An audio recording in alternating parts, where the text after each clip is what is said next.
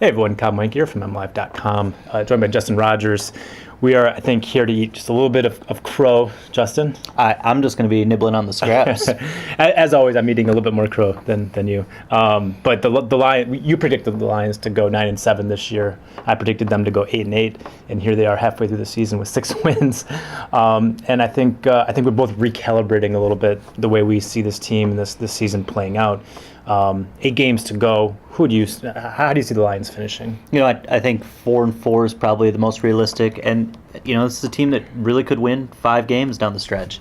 The gimmies are obviously the 3 games at home after this one: the Minnesota, Chicago, and Tampa Bay. No game's a gimme, but those are the closest thing to a gimme. Miami's going to be tough.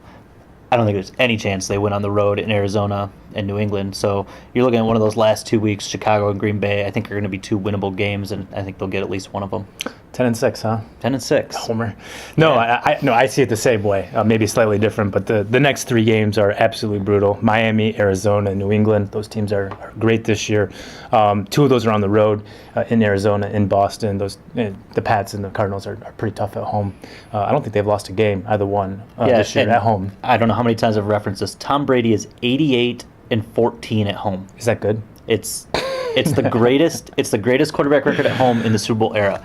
I'm not saying the Lions have 0 chance, but it's like 5%. It's low. Back to me, yeah, for a second. For sure, let's go. No, I'm just playing. The next 3 games are tough. Miami, Arizona, New England. That's as tough a 3-game stretch as any team has to play all year. I think that's brutal. I see them winning 1 game, perhaps one of the 3 is at home, which is this week's game against Miami. I think they have a very good chance of winning. I think I'll be picking them this week. But in Arizona, in Boston, I don't see those happening. I think the very winnable games at home against Chicago, at home against the Buccaneers, at home against the Vikings. But then in Chicago, in Green Bay, I know Chicago's a little down, but that's a tough place to play. Always has been for the Lions, and it's going to be cold. It's Soldier Field. There's going to be playoff implications. That's going to be a tough one to win. And in Lambeau, the Lions haven't won there since, I don't know when. And 91. Yeah, there's something to be said about playing spoilers. It doesn't matter how bad the Bears are. You love ruining your division rivals' seasons because you make them feel the misery you're feeling. Bears in Chicago, tough game no matter how poorly the Bears are playing. And let's not forget the animosity between those 2 teams last year. I don't think that's just going to magically go away. They haven't played yet this year, but the Bears were upset with the way they played last year against the Lions. Lions swept them. And I remember after that game at Soldier Field last year, Brendan Marshall vowing, we're not losing to this team again. We're going to beat them in the playoffs. Well, the Bears didn't make the playoffs, but I think they're still... Neither did the Lions. They're still... Yeah, that's a good point. But there's still some bad blood there. The Lions, the Bears rather, were upset with the way the Lions defensive line played. I think there's going to be some bitterness there. That'll be an interesting game with a lot of maybe some extracurriculars and so forth. And they might get worked over on Thanksgiving. The Lions have played well, at least in the last Thanksgiving game. That's a high energy home crowd.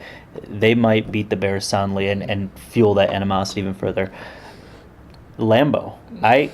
It's early. We got a long time, but early indications. I think this might be the Lions' year. I know it's crazy, but I think this Packers team is not as good.